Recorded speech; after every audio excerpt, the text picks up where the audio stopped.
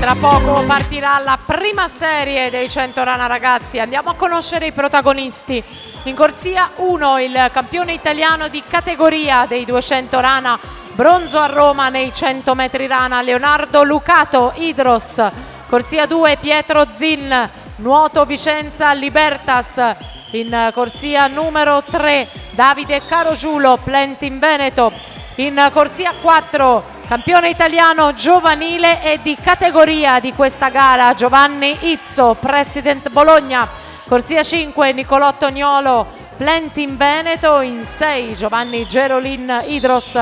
Marco Barisoni in 7 Mirano Nuoto. In 8 Andrea Zardi, Leo Sport. Intanto Alberto Pesce ha virato a metà in 30,98, va a chiudere 1,06,94 senza mezzi termini, il miglior tempo nuotato fino ad ora.